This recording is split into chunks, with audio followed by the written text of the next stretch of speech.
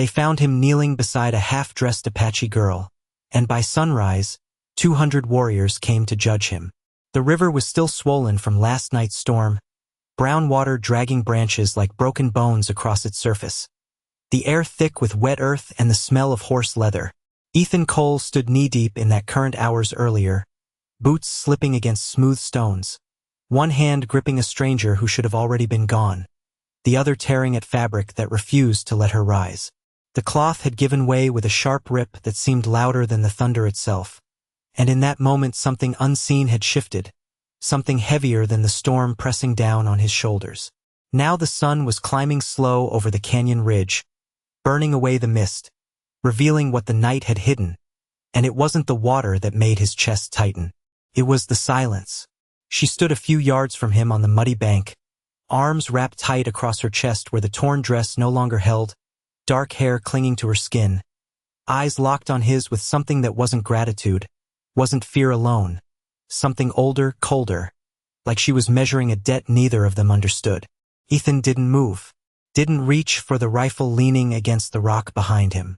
Out here, movement meant intention, and intention could get a man buried before noon. "I pulled you out," he said, voice low, careful, the words falling flat against the open land. She didn't answer, just glanced past him, toward the ridge line where the light caught on something that wasn't rock. Figures, still as fence posts at first, then shifting, multiplying, stepping forward in silence. Ethan's jaw tightened. He'd seen that kind of formation before, years back when orders came from men who never touched dirt. But this wasn't the army. This was different. No shouting, no rush, just a line growing thicker with every breath. He turned his head slightly, enough to count without making it obvious. 10, then 20, then more shapes spilling from the trees like shadows peeling off the earth. The girl moved then, just a step, just enough for the sun to strike the beads still clinging to what remained of her dress, patterns he didn't understand but knew carried weight. She touched her throat, fingers brushing a small pendant of stone and silver, then dropped her hand like the gesture itself had cost her something. "You should go," she said finally, her English careful, edged with something rougher underneath. Ethan let out a slow breath through his nose. Too late for that. Hoofbeats didn't come. No thunder of charge. Just men descending the slope one by one, steady, deliberate, boots finding paths only they seemed to see. By the time the first reached the water's edge, the circle had already closed, not tight, not aggressive, just there, a boundary drawn without a word. Ethan stayed where he was, hands visible, empty, shoulders squared but not raised. He knew what it looked like. A white man, a torn dress, a woman standing apart. The kind of story that didn't need telling to be believed. The lead warrior stepped forward, older than the rest, streaks of gray woven into his braids, eyes fixed on Ethan with a weight that pressed harder than any rifle ever had. He spoke, voice low, steady, each word carried by the morning air like it belonged there. Ethan didn't understand the language, but he didn't need to. Judgment didn't require translation. Behind the man, more warriors formed ranks, not raising weapons, not yet, just waiting. Waiting for something. Ethan swallowed once, slow, his throat dry despite the river still clinging to his clothes. "I didn't hurt her," he said, louder this time, knowing it wouldn't matter. The girl didn't look at him, didn't defend him, just stood there, eyes on the ground now, shoulders tense beneath the weight of a silence that felt heavier than accusation. The leader's gaze shifted to her, a question unspoken but sharp enough to cut. The wind picked up, carrying dust and the faint scent of sage across the water, brushing against Ethan's face like a warning. He didn't move, didn't reach, didn't run. Some lines, once crossed, didn't let a man step back. The leader raised his hand slowly, not in anger, not in haste, but with the certainty of someone who had already decided. And in that suspended moment, before anything could break, before the world chose its direction, Ethan Cole realized something simple and final. Out here, truth didn't belong to the man who spoke it. It belonged to the one who could stand in silence long enough for it to be seen. The hand did not fall. It stayed in the air, suspended between judgment and something harder to name, as if even the wind was waiting for a decision that refused to come quickly. Ethan kept his eyes on the man in front of him, not in defiance, not in surrender, just steady, the way a man looks at something he cannot outrun. A single drop of water slid from the brim of his hat, tracing down past his cheek, slow as time itself. The girl moved again, almost too small to notice, her bare feet shifting in the mud, leaving a print that filled with river water before it could hold its shape. She drew in a breath, shallow, controlled, like someone used to carrying more than her body could show. The leader's gaze sharpened at that movement, his raised hand lowering just an inch, enough to signal that the moment had not yet closed. Behind him, the warriors did not speak, did not step, but something passed between them, a tension that was not anger, not yet, but expectation waiting for a single word. Ethan felt it like heat at his back. He could have spoken again, could have repeated the same truth until it sounded like a lie. Instead, he stayed quiet. His hands remained open at his sides, fingers slightly curled from the cold of the river, showing nothing, hiding nothing. The girl lifted her head then, slowly, her eyes no longer on the ground but on the man who had spoken for them all. There was something in that look that made the air shift, something deeper than fear, deeper than confusion, something that carried history Ethan could not see. She said a single sentence in her language, soft but clear, the sound cutting through the morning stillness like a thread pulled tight. The leader did not answer right away.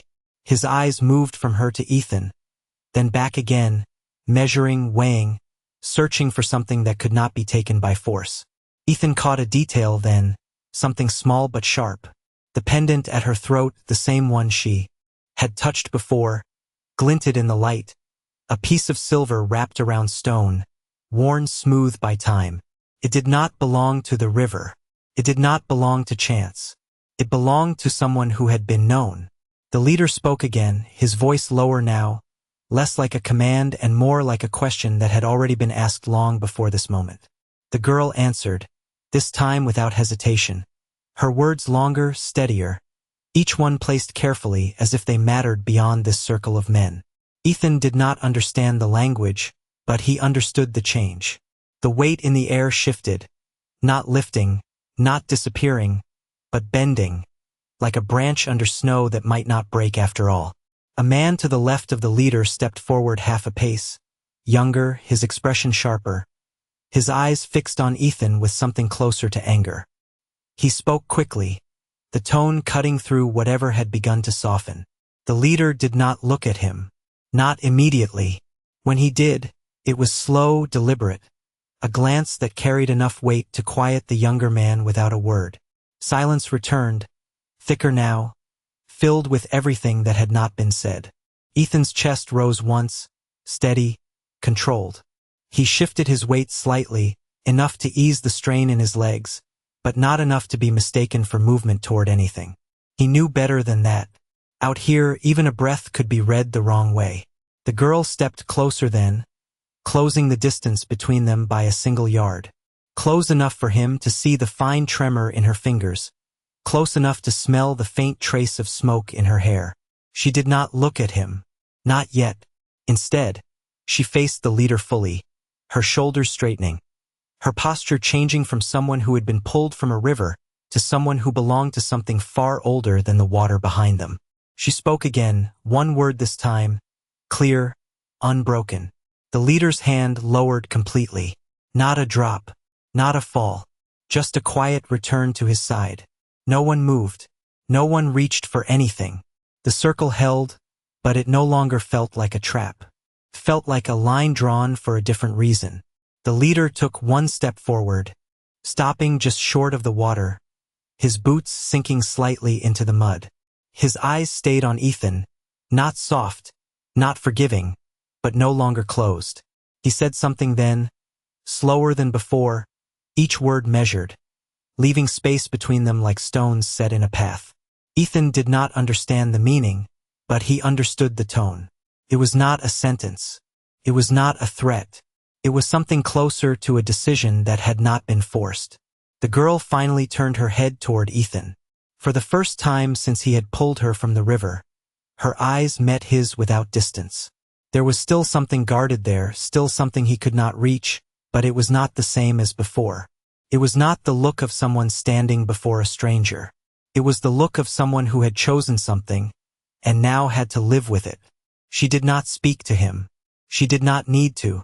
Instead, she lifted her hand slowly, hesitated for just a fraction of a second, then placed it flat against the center of his chest. Not pushing, not pulling, just there. The contact was light, but it carried more weight than anything that had happened since the storm broke. Ethan did not move, did not react. He felt the warmth of her palm through the damp fabric of his shirt, felt the steadiness in her touch despite the tremor that had been there before. Around them, the warriors shifted, not stepping forward, not stepping back, but changing in a way that could not be seen from a distance. The leader watched the gesture, his expression unreadable, then gave a small nod, almost imperceptible, as if acknowledging something that did not belong to him to give or take. The wind moved again, carrying dust across the riverbank, soft and dry now, as if the storm had never been there at all. And for the first time since the fabric tore in the water, the story that had been written in silence began to change without a single word spoken. No one gave an order, yet everything changed. The circle did not close in, and it did not break apart. It simply breathed, like a living thing deciding what it would become. Ethan felt the weight of the girl's hand still resting against his chest, steady now, no tremor, left in her fingers, as if the moment had anchored her to something unshakable. He kept his eyes forward, not looking down at her, not looking away from the leader, holding himself in that narrow space between presence and absence. The leader's gaze lingered on the point where her hand met Ethan's shirt, then lifted again, searching the man's face as though expecting to find something hidden there. Whatever he was looking for, he did not find it quickly. Time stretched thin under the rising sun. A hawk cried somewhere above the ridge, its shadow cutting across the ground for a brief second before vanishing into the light. The younger warrior who had stepped forward earlier shifted again, restless, his boots pressing deeper into the damp earth, but he did not speak this time. The silence held him in place stronger than any command. The girl withdrew her hand slowly, not as if she feared the contact, but as if the gesture had already done what it needed to do. She turned fully toward the leader now, shoulders squared, chin lifted just enough to show she would not bend. Even here, even now. When she spoke, her voice carried farther than before. Not loud, but certain, each word placed with the kind of care that comes from knowing it will not be taken back. Ethan watched the shift ripple through the men around them. It was not obvious. No one gasped. No one reacted sharply. But something eased. Something uncoiled beneath the surface. The leader listened without interruption, his face carved from the same stillness as the canyon walls behind him. When she finished, he took a breath, slow and deliberate, and turned his head slightly, addressing the others with a few measured words.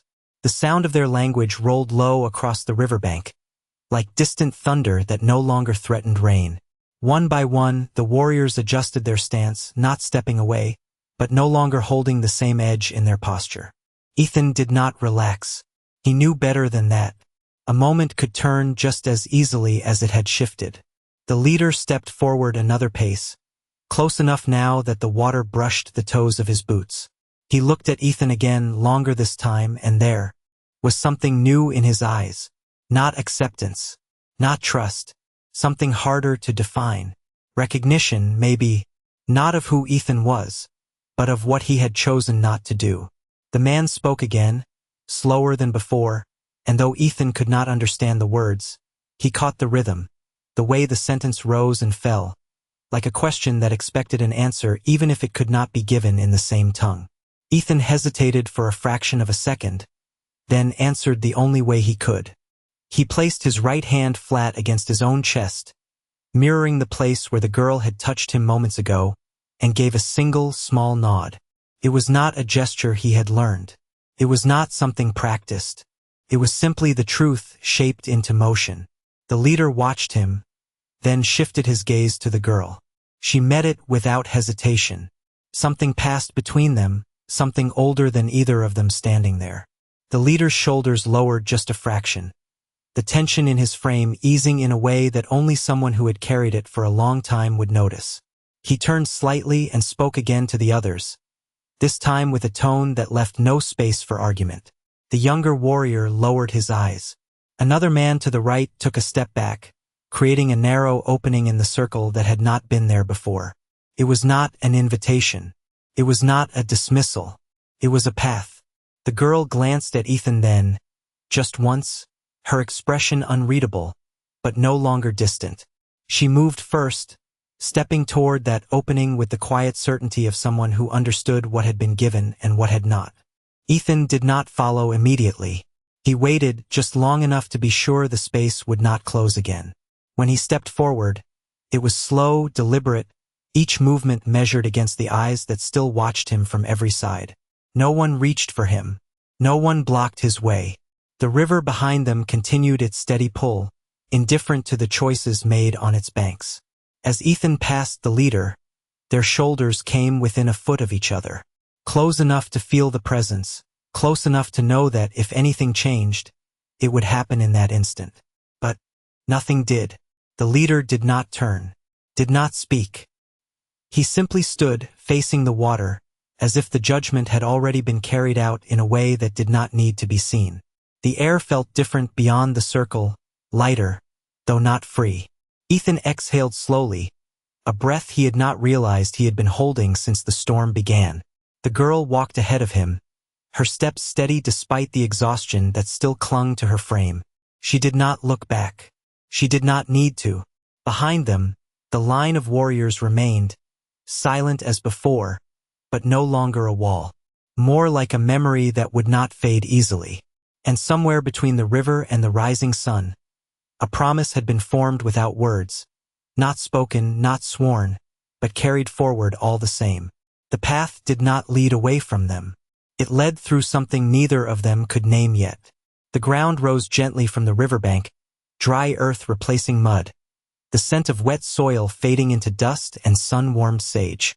Ethan walked a few paces behind her, not out of fear, not out of habit, but because something in her posture told him that was where he belonged for now.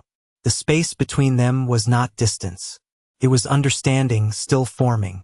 The sound of the river softened behind them until it became nothing more than a memory carried on the breeze. Ahead, the land opened into a stretch of low hills, scattered juniper trees casting thin shadows that barely touched the ground. She did not slow, not even once, but he could see it in the way her shoulders tightened, in the way her steps remained steady when they should have faltered. The strength she carried was not endless. It was chosen one step at a time. After nearly a mile, she stopped. Not abruptly, just enough to break the rhythm of their movement. She turned slightly, not fully facing him, her eyes scanning the horizon before settling somewhere just past his shoulder. "You should not have stayed," she said, her voice quieter now, stripped of the edge it held before. Ethan let out a slow breath, resting his weight on one leg. "You told me to go," he replied. "I did not." She studied him for a moment, as if weighing something that could not be measured easily. The wind shifted, lifting a strand of her hair across her face before letting it fall again. "Men like you do not stay when it is dangerous," she said. It was not a question. Ethan glanced back toward the ridge they had left behind, now distant, the figures there reduced to shapes that blended into the land. "Maybe I am not that kind of man anymore." She did not answer right away. Instead, she moved toward a fallen log nearby, lowering herself onto it with careful control, as if even sitting required more effort than she would allow anyone to see. Ethan remained standing for a moment, then stepped closer, stopping a few feet away, close enough to speak without raising his voice, far enough to keep the space she had drawn. He noticed then the way her hands rested in her lap, fingers lightly curled, the faint marks where the river had pulled at her skin still visible. And beneath that, something else. A thin line across her wrist, not fresh, not from the storm, older, a story he had not heard. She followed his gaze for a brief second, then turned her hand slightly, hiding it from view. You saw nothing, she said. Ethan nodded once. I saw what was in front of me. Her eyes lifted to his again, searching for something deeper in that answer. Finding it, or perhaps deciding it was enough, she looked away. The silence settled between them again, but it was not the same as before. It was not heavy. It was not waiting to break. It simply existed. After a moment, she reached up and touched the pendant at her throat again, her fingers lingering there as if grounding herself. My name is Naeli, she said. The words came without ceremony, but they carried weight all the same. Ethan inclined his head slightly. Ethan Cole. She repeated it once, quietly, as if testing how it felt. Then she nodded, more to herself than to him. A hawk circled above them, its shadow passing over the ground like a slow-moving cloud. The sun climbed higher, pressing heat into the open land, drying the last traces of moisture from Ethan's clothes. He shifted slightly, adjusting the strap of the canteen at his side, then unhooked it and set it on the ground between them. Not offering it directly, just placing it where it could be taken if she chose. Naeli looked at it, then at him, her expression unreadable. After a brief pause, she reached forward and picked it up, taking a small sip before setting it back down in the same place. Not closer to her, not closer to him, exactly where it had been. Ethan allowed himself the smallest hint of a breath, something close to relief, though he would not have called it that out loud. Where are you going? He asked after a moment. She looked toward the hills again, her gaze narrowing slightly as if measuring distance against memory. Home, she said. The word was simple, but it carried more weight than anything else she had spoken. Ethan followed her line of sight, though he saw nothing that marked a destination. Just land stretching out in quiet defiance of anyone trying to claim it. And after that? He asked. She turned back to him, her expression shifting, not softening, but changing in a way he could not quite name. That depends on you. The answer settled between them, unexpected and steady. Ethan frowned slightly, not in confusion, but in recognition that whatever had begun at the river had not ended there. Not even close. Naeli stood then, slowly, her strength returning in pieces rather than all at once. She adjusted the torn edge of her dress with quiet precision, not trying to hide it, not trying to fix what could not be fixed yet, just acknowledging it. Then she took a step forward, past the canteen, past him, her path already chosen. Ethan watched her for a moment, then picked up the canteen and followed, the distance between them closing by just a fraction. Not enough to crowd her, but enough to say without words that he understood what had been placed in front of him. The land stretched ahead, silent and unyielding, but no longer empty. And somewhere in that quiet, the promise that had never been spoken began to take shape, not as something given, but as something that would have to be carried, step by step, into whatever waited beyond the hills. The hills did not get closer the way they should have. Out here, distance played tricks on a man, stretching a mile into 3, turning shadows into landmarks that never moved. Ethan kept his pace steady behind Naeli, boots pressing into dry soil that cracked under weight and heat. The sun had climbed high enough now to burn the back of his neck, the last dampness from the river gone, replaced by dust that clung to his clothes like it had always been there. Naeli walked without looking back, but her path was not random. It curved slightly along the edge of the terrain, avoiding open ridges, choosing lines of movement that offered just enough cover without slowing her down. It was the kind of awareness that did not come from thinking, came from living. After another mile, she slowed, not because she was tired, because something had changed. Ethan felt it too. The air held a different weight, subtle, but enough to pull his attention outward. He stopped where he was, letting his eyes scan the horizon without turning his head too quickly. Nothing moved. No riders, no dust trails, just land and sky meeting in a line too clean to trust. We are not alone, Naeli said quietly. Ethan did not answer right away. He shifted his stance slightly, placing his weight where he could move if needed, but keeping his posture loose, unthreatening. You hear them? He asked. She shook her head once. No, a pause. I feel them. That was enough. Ethan exhaled slowly, letting the tension settle into something he could carry. Your people. She did not respond immediately. Her eyes moved across the land again, slower this time, more deliberate. Maybe, she said. Maybe not. The answer hung there, unfinished but clear in its meaning. Whoever was out there did not belong to certainty. Nayeli stepped off the path she had been following, moving toward a narrow stretch between two low rises where the ground dipped just enough to hide them from open view. Ethan followed without question, shortening the distance between them by a step, not enough to crowd her, but enough to close the gap that had existed since the river.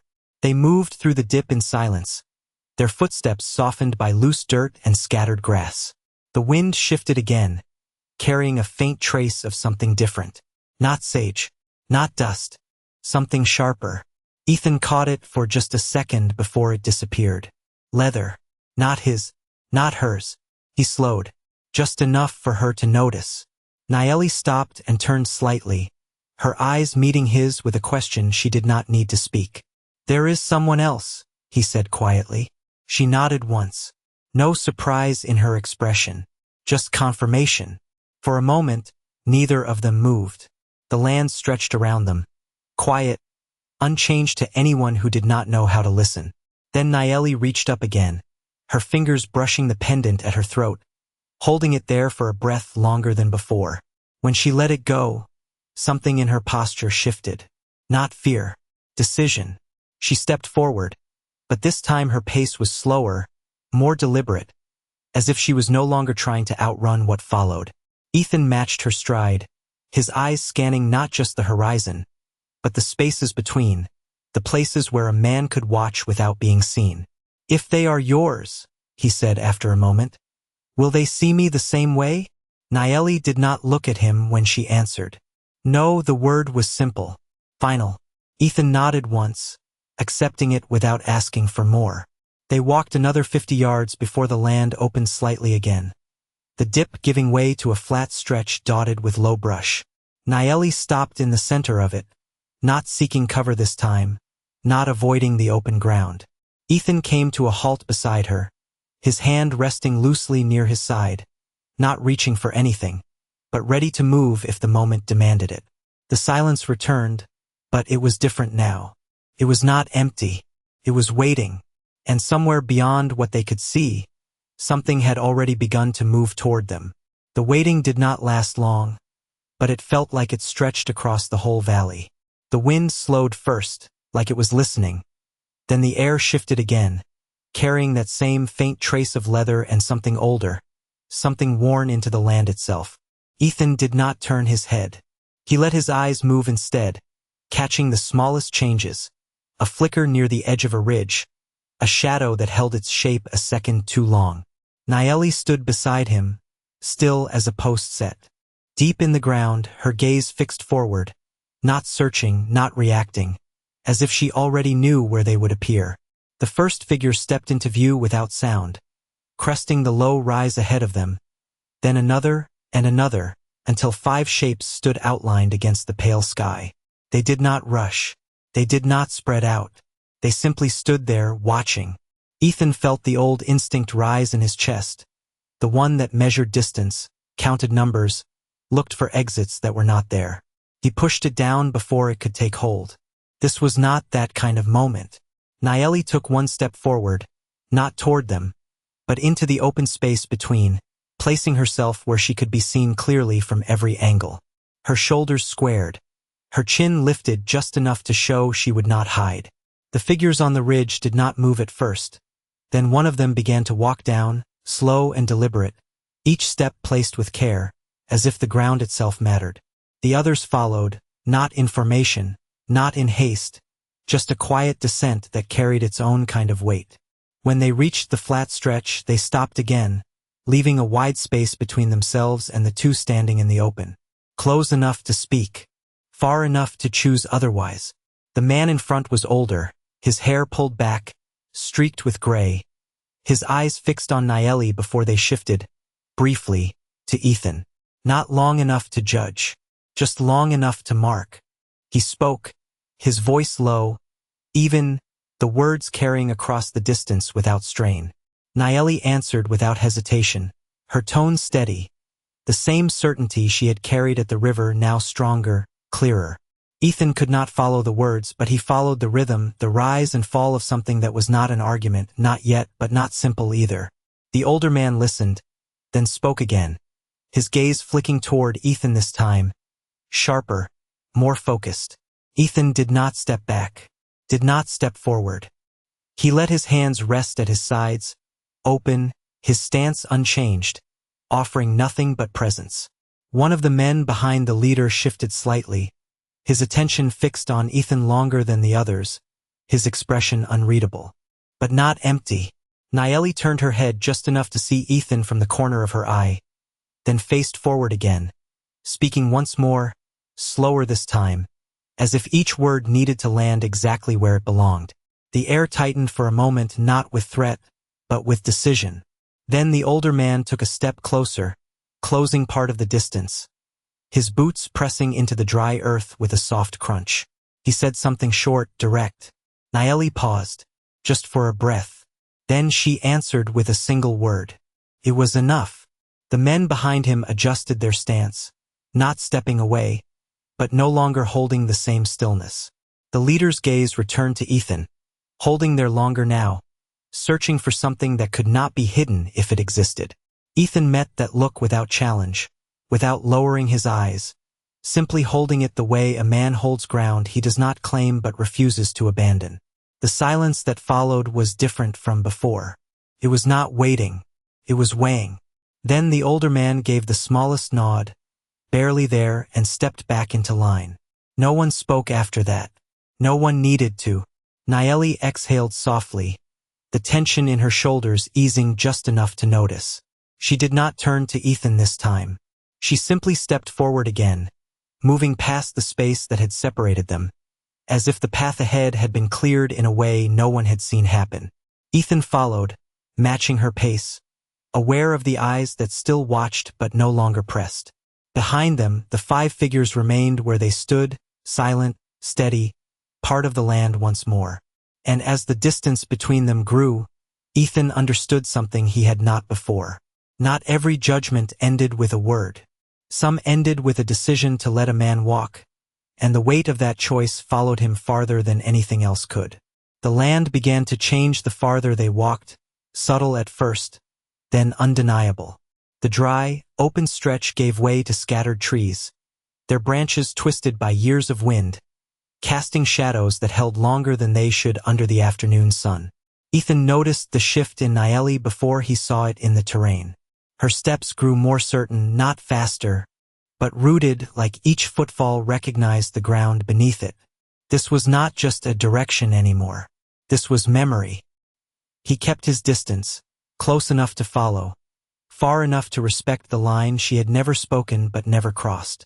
The silence between them had settled into something steady, no longer fragile, no longer waiting to break. It simply existed, like the horizon itself. After another mile, the scent of smoke reached him, faint at first, then clearer, carried low along the wind. Not fresh, not rising, lingering. Naeli slowed just slightly, her head turning toward the source without hesitation. Ethan followed her gaze and saw it then, thin lines drifting above the trees ahead, barely visible unless a man knew what to look for. "You're home," he said quietly. Naeli did not answer right away. She watched the smoke for a long moment, her expression unreadable, then gave the smallest nod. Close. The word carried something heavier than distance. They moved again, slower now, not out of caution, but because something in the air demanded it. As they crested a low rise, the land opened into a shallow valley, dotted with structures that blended into the earth rather than stood against it. Lodges, low and deliberate, arranged not in straight lines, but in a pattern that felt older than planning. Smoke curled from a few of them, thin and steady, rising into the pale sky. Figures moved below, small at this distance, but present. Watching. Ethan stopped without thinking, his boots settling into the dust as his eyes took in the scene. Naeli did not stop immediately. She walked a few steps ahead, then turned back toward him for the first time since they had left the last group behind. There was no hesitation in her gaze now, no uncertainty, just something clear and final. "You do not walk further," she said. Not harsh, not cold, just true. Ethan held her eyes for a moment, then nodded once. "I figured as much." The corner of her mouth moved, not quite a smile, but something close to it, gone as quickly as it appeared. The wind picked up again, brushing across the valley, carrying voices now, distant and low, blending with the soft rustle of leaves. Naeli turned back toward the settlement, taking a step, then another, her pace steady, her path unquestioned. Ethan remained where he stood, watching her go, the distance between them growing with each step she took. He did not call out, did not offer words that would not belong here. Instead, he reached into his pocket slowly and pulled out a small object, worn smooth by time, something he had carried longer than he cared to admit. A simple coin, nothing special to anyone else, but enough to remind a man of where he had been and what he had chosen to leave behind. He turned it once between his fingers, then closed his hand around it, letting it disappear again. Below, Naeli reached the edge of the valley and paused. Just for a moment. She did not turn fully, but her head tilted slightly, just enough to know she was aware of him still standing there. Then she continued forward, disappearing among the structures and the people who moved within them. Ethan stood alone on the rise, the sun lowering just enough to stretch his shadow long across the ground behind him. The wind moved again, carrying the scent of smoke and something else now, something steadier, something that did not belong to passing through. He exhaled slowly, the weight of everything that had not been said settling into something he could carry. Then he turned, not toward the valley, but away from it, his steps measured, his path uncertain but chosen all the same. And somewhere behind him, beyond what he could see, the story he thought had ended was only beginning to take shape in ways he had not yet been asked to understand. The first step away from the valley felt heavier than all the miles before it. Ethan did not look back. Not at first. The land stretched ahead of him in long, empty lines, the kind that swallowed a man if he let his thoughts wander too far. His boots pressed into the dry earth with a steady rhythm, each step carrying him farther from the smoke, from the voices, from the one place that had not asked him to stay. The sun dipped lower, turning the sky a dull shade of gold, shadows stretching thin across the ground like something reaching but never quite touching.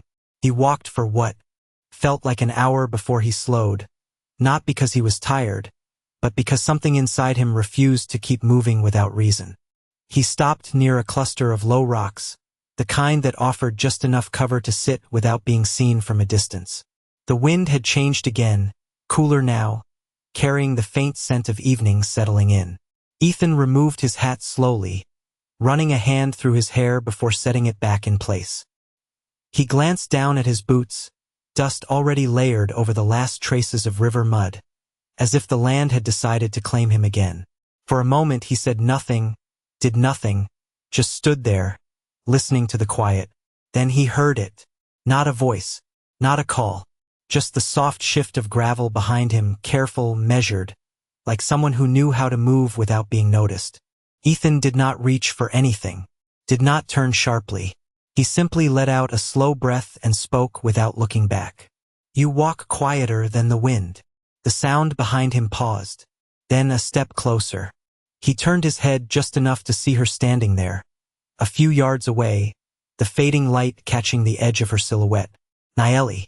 She had come back without a sound, without a signal, as if the land itself had carried her to him. Ethan studied her for a moment, taking in the change. Her posture was different now, not just stronger, but settled, like she stood exactly where she was meant to be. "I told you not to follow," she said, her voice calm, but not distant. Ethan shook his head slightly. "I did not." A small pause hung between them. Then, almost without meaning to, he added, "You left." Her eyes held his, steady, unflinching. "I returned." The words settled deeper than they should have. Ethan shifted his weight, glancing briefly toward the valley behind her, though he could no longer see it from where they stood. Something change? He asked. Naeli stepped closer, not closing the distance completely, but enough to show she was no longer standing apart. The pendant at her throat caught the last light of the sun, glinting softly as she moved. They know who you are now, she said. Ethan let out a quiet breath through his nose. And, she studied him, her gaze searching, as if weighing something that had not yet been decided. They did not send me to stop you. The wind passed between them again, carrying the cool edge of night. Ethan nodded once, slowly. Then why are you here? Naeli did not answer right away. Instead, she reached up, her fingers brushing the pendant once more, holding it there for a moment before letting it fall back against her chest. Because you did not leave when you should have, she said. And because I did not speak when I could have. Ethan frowned slightly, not in confusion, but in recognition that something had been left unfinished between them. You said enough, he replied. Naeli shook her head once, the motion small but certain. Not for this. She took another step forward, closing the distance to just a few feet, close enough for him to see the faint lines of fatigue that still lingered beneath her strength, close enough to understand that whatever had brought her back had not been simple. You made a choice at the river, she continued. Now I make mine. The words carried no weight of obligation, no sense of debt, just truth. Ethan held her gaze, steady, waiting. She met it without hesitation. You will not walk alone from here. The silence that followed was not empty. It was full of something that did not need to be named. Ethan glanced past her once more, toward the land he had planned to disappear into, then back at her. He gave a single nod. No hesitation, no question, just acceptance. The sun slipped lower, the last light fading into shadow as the two of them stood there, no longer separated by distance or uncertainty. And without another word, they turned together, stepping into the open land, not away from something, but toward whatever waited next. The night came slow, stretching across the land like a long breath finally released. The heat of the day faded into something cooler, softer, the kind of air that carried sound farther than it should. Ethan and Naeli walked side by side now, not speaking, not needing to, their steps falling into a quiet rhythm that did not feel forced. The ground beneath them shifted from loose dust to firmer earth, scattered, stones pressing against their boots with each step. Above, the sky deepened into shades of blue and black, stars beginning to break through one by one, faint at first, then stronger, like something returning after being forgotten. After nearly 2 miles, Naeli slowed and turned slightly, her eyes scanning the area before settling on a small rise ahead, shielded on one side by a cluster of low trees. We stop here, she said. Ethan nodded once, stepping toward the rise without question. It was not much, just enough elevation to see the land around them without being fully exposed, the trees offering a thin barrier against the open wind. He set his canteen down near a flat rock, then crouched, brushing away loose dirt with the side of his hand.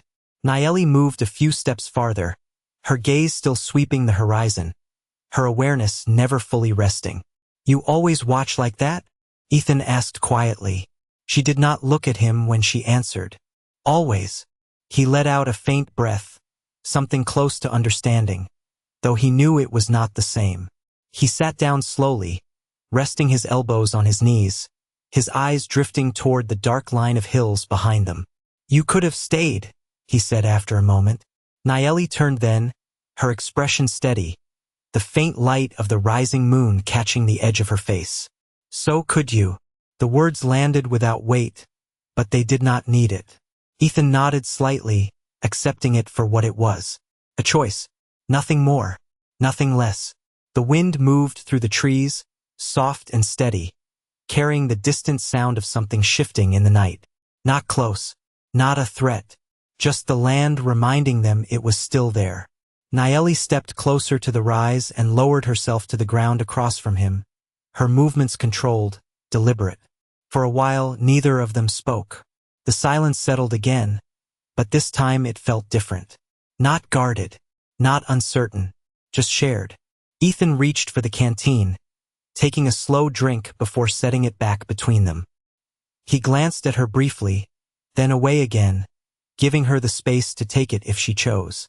She did, lifting it without hesitation, taking a small sip before placing it back exactly where it had been. The same distance, the same quiet understanding. "Why did they let you walk away?" he asked after a while, his voice low, almost lost to the wind.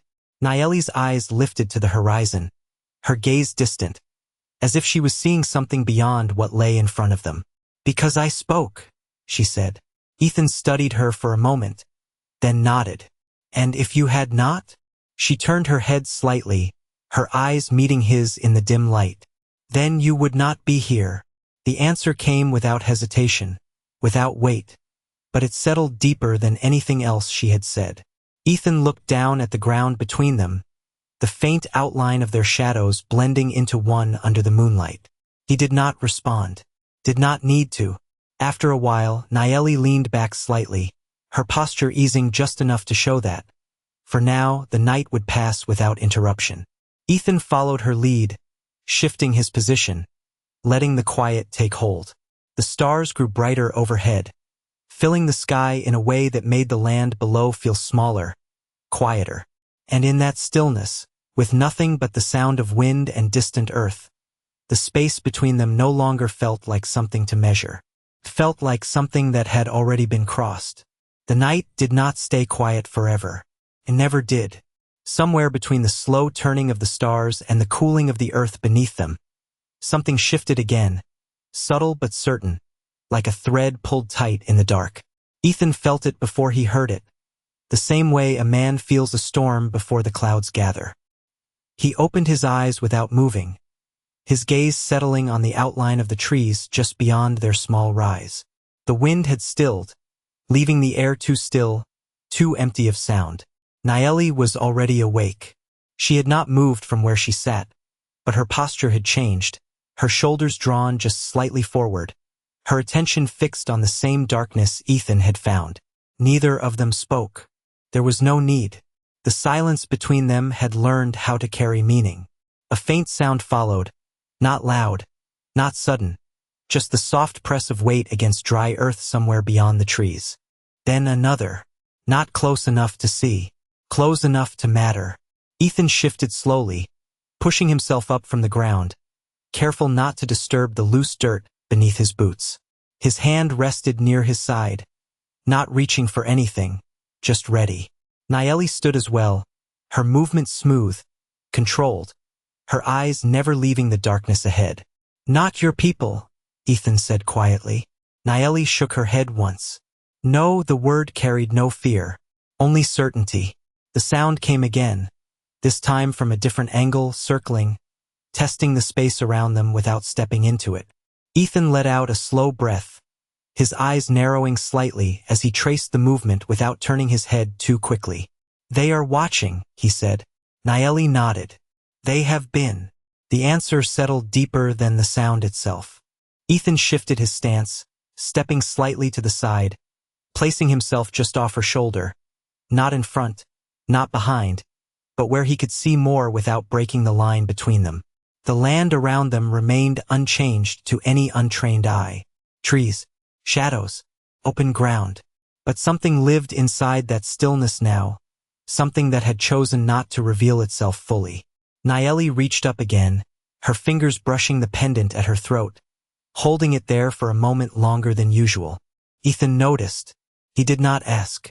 After a few seconds, she let it fall, her hand returning to her side, her posture steady once more. "They will come closer," she said. Ethan nodded once. "Then we stay where we are."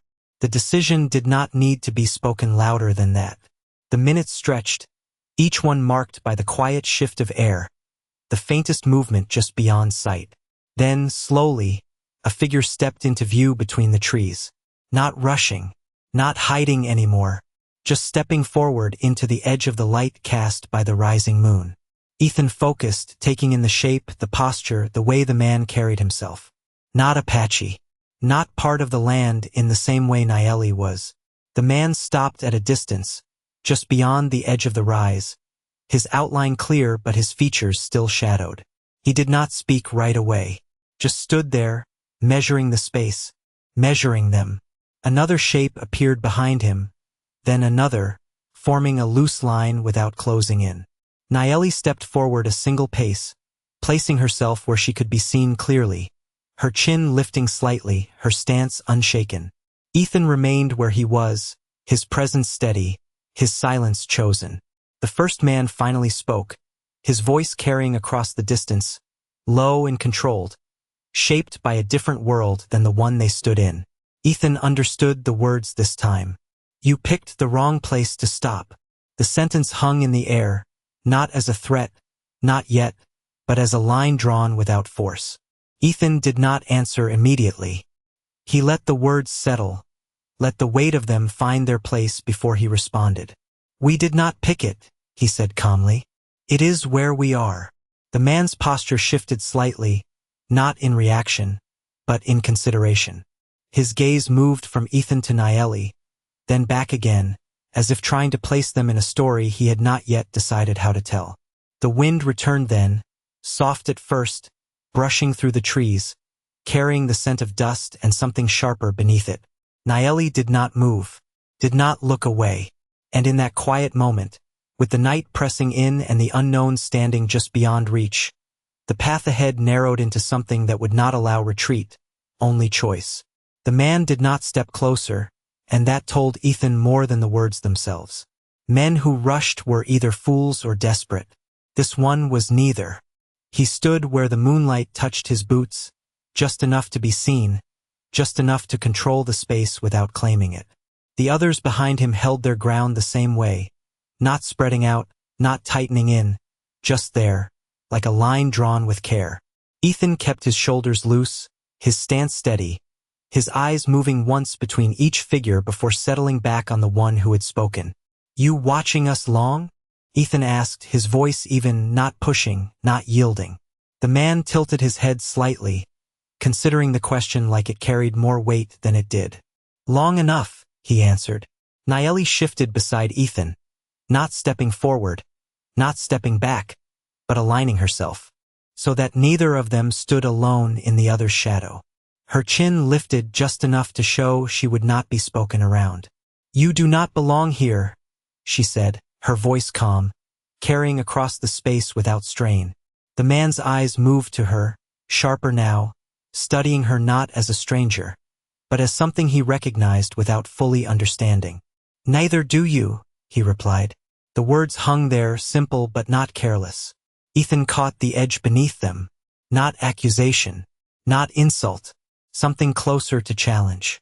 The wind moved again, brushing through the trees behind them, carrying the faint sound of branches shifting, like the land itself was leaning in to listen. Ethan took a slow breath, letting it settle before he spoke again. Then maybe this place does not belong to any of us tonight. The man's mouth twitched, not quite a smile, but something that acknowledged the answer without accepting it. He took a single step forward, closing a small part of the distance, his boots pressing softly into the dirt. You are a long way from anywhere a man like you should be, he said. Ethan did not react to the words. He had heard versions of them before in different places from different men. They always meant the same thing.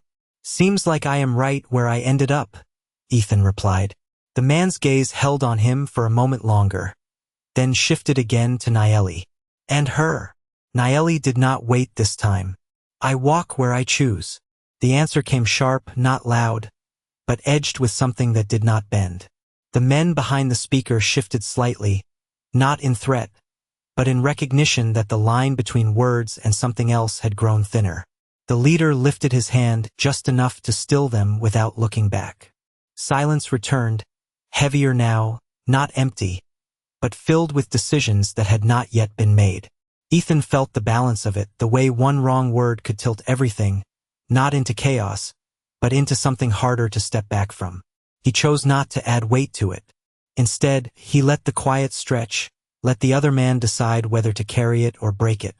After a long moment, the man exhaled slowly, the tension in his shoulders easing just enough to notice. He looked past them briefly, toward the dark stretch of land behind Ethan, then back again. "There is a road 2 miles east," he said finally. "Safer than this." Ethan did not nod, did not thank him. He simply listened. Naeli did not respond either, her gaze steady, her posture unchanged. The man studied them both one last time, then stepped back, returning to the line he had come from. The others followed his lead without a word, their shapes blending back into the trees, their presence fading not with haste, but with intention. Within seconds, they were gone. Not vanished, just no longer part of what could be seen. The wind settled again, the night reclaiming the space they had held. Ethan let out a slow breath, his eyes still fixed on where they had stood. "That was not chance," he said quietly. Naeli shook her head once. No, the answer carried more than agreement, carried understanding. Ethan glanced at her, then toward the direction the man had pointed. 2 miles east. A road. A choice. He looked back at her again. She met his gaze without hesitation. Neither of them spoke. They did not need to. The path ahead had already narrowed into something neither of them could ignore. And without another word, they turned slightly, not fully toward the east, not fully away, standing in that quiet space between direction and decision, knowing that whatever came next would not be given. It would be chosen. They did not move right away. The night held them there, balanced between two directions, between what had been offered and what had already been chosen long before the road was mentioned. Ethan glanced once toward the east, where the man had said the road would be, somewhere beyond the low hills and the darkness that softened their edges. A safer path, cleaner one, the kind that led back to places where things made sense in a way they did not out here. Then he looked back at Naeli. She had not turned toward the east, not even slightly. Her gaze remained fixed ahead, into the open land where no road marked the way, where nothing promised ease or certainty. "You know that road?" Ethan asked quietly. Naeli nodded once. "I know it." A pause. The wind moved again, brushing across the ground, carrying with it the faintest trace of dust and something else, something older, something that did not belong to travelers passing through. "And?" Ethan pressed. Naeli's eyes did not leave the darkness ahead. "It leads away." The answer settled in the space between them, simple but heavier than it sounded. Ethan exhaled slowly, his gaze drifting once more toward the east before returning to her. "Away from what?" he asked. This time, she turned her head, her eyes finding his in the dim light. "From what matters?" There was no hesitation in her voice, no doubt, just truth carried without weight because it did not need it. Ethan held her gaze for a moment, then nodded once. That was enough. He shifted his stance slightly, turning not toward the east, but aligning himself with the direction she had already chosen without saying it out loud. The land ahead remained quiet, unchanged, but it no longer felt uncertain, felt decided. Naeli took the first step, not fast, not cautious, just forward. Ethan followed without question, their pace steady, their movement unbroken by hesitation. Behind them, the place where the men had stood had already returned to shadow, as if it had never held anything at all. The rise they had rested on faded into the distance, the trees blending back into the dark, the small space they had shared becoming just another part of the land. After a few minutes, the ground began to slope gently upward, the air thinning slightly, the wind growing cooler as it moved across higher ground. The stars above seemed sharper here, closer somehow, their light cutting through the dark in a way that made the path ahead easier to follow without being seen. Naeli slowed just enough to match the rhythm of the terrain, her steps adjusting naturally, her awareness never leaving the space around them. Ethan kept close, not crowding, not falling back, his presence steady, his attention fixed on the same quiet signals she read without effort. "They will not follow," she said after a while, her voice low, carried just enough to reach him. Ethan nodded. "The ones from before?" She shook her head once. "No." A brief pause. "The others." Ethan understood without needing more. The men they had met were not the only ones moving through this land, not the only ones watching. The thought did not bring tension. It brought clarity. The world they were stepping into did not belong to safety. It belonged to choice. They walked another mile without speaking, the land rising and falling beneath their feet, the night stretching wide around them. Then, as they reached the crest of another low ridge, Naeli stopped. Ethan halted beside her, his eyes following hers out across the land below. First he saw nothing, just darkness, broken by the faint outlines of hills and scattered brush. Then he caught it. A flicker. Not fire. Not movement. Something else. Something placed. A line, barely visible, cutting across the land in a way that did not belong to nature. Ethan narrowed his eyes slightly. "That is not a road," he said quietly. Naeli shook her head once, her gaze steady. "No," a pause. The wind moved again, softer now, as if even it understood the weight of what lay ahead. "It is where they want us to go." The words settled deep, not as a warning, but as a truth that could not be ignored. Ethan stood still for a moment, his eyes fixed on that faint line in the distance, the one that promised direction without offering answers. Then he exhaled slowly and shifted his weight forward. "Then we do not go where they want," he said.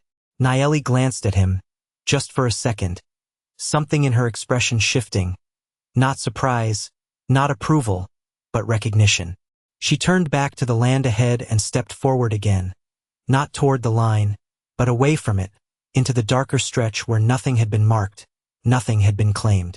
Ethan followed, his steps steady, his path no longer uncertain. And as they moved deeper into the open land, leaving behind the road that promised safety and the path that had been set for them, the silence returned, not empty, not waiting, but full of something that could only be understood by those willing to walk it without knowing where it would lead. The land grew quieter the farther they walked, not empty, but settled, like it had accepted their presence without needing to question it anymore. The faint line they had seen from the ridge disappeared behind them, swallowed by distance and darkness, leaving only the unmarked path beneath their feet. Ethan felt the shift, not in the ground, but in himself, the way each step no longer carried hesitation, no longer measured against what could have been chosen instead. Naeli walked beside him, her pace steady, her posture unchanged. But there was something different now, something less guarded, like the space between them had finally found its shape. The night deepened, the stars bright above them, stretching across the sky in a way that made the world below feel small, but not insignificant. After a while, Naeli slowed, not because of danger, not because of uncertainty, just because the moment had come to stop. She stepped onto a flat stretch of ground, open but calm, the kind of place that did not hide anything and did not need to. Ethan stopped beside her, his eyes scanning the horizon out of habit before settling on her. She did not look at him right away. Instead, she reached up and touched the pendant at her throat once more, her fingers lingering there as if closing something that had been open for too long. Then she let it fall and turned to face him fully. "This is where your path ends," she said. Her voice was calm, but not distant. Ethan held her gaze, steady, not surprised. "And yours?" he asked. Naeli did not answer immediately. She looked past him, toward the land they had crossed, then ahead again, her eyes tracing something he could not see. "Mine does not end," she said quietly. The words carried no pride, no weight of importance, just truth. Ethan nodded once, accepting it the same way he had accepted everything else she had given him. No questions, no need to understand more than what was there. The wind moved softly around them, carrying the scent of earth and something else, something steady, something that did not belong to leaving or staying. Ethan reached into his pocket again, his fingers brushing the worn coin before he pulled it out. He looked at it for a moment, the small piece of metal catching the faint light of the stars, then held it out toward her. Naeli glanced down at it, then back up at him, her expression unreadable. "It does not belong to me," she said. Ethan shook his head slightly. "It does not belong to me either." A pause. Then he added, "It is just something I carried." Naeli studied the coin for a moment longer, then stepped forward, closing the small distance between them. She did not take it right away. Instead, she lifted her hand and placed it once more against his chest, the same place she had touched at the river, the same quiet gesture that had changed everything without a word. This time she held it there a little longer. Not to protect, not to decide, just to remember. Then she lowered her hand and took the coin from his palm, her fingers closing around it gently.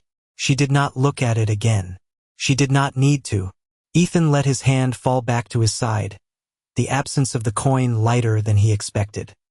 He met her eyes one last time, searching for something to say, something to carry with him, but finding that there was nothing left that needed words.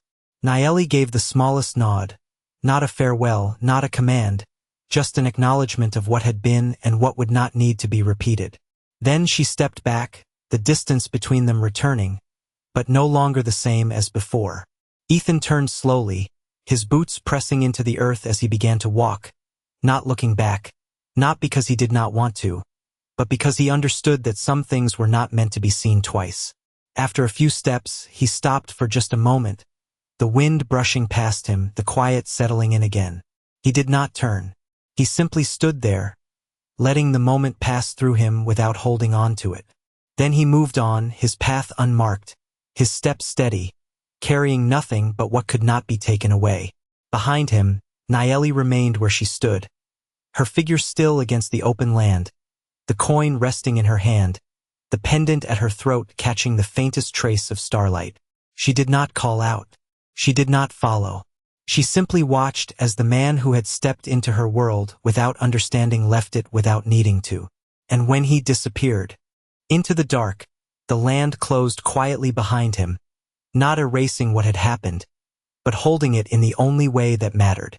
Out here, promises were not spoken. They were lived once, and that was enough.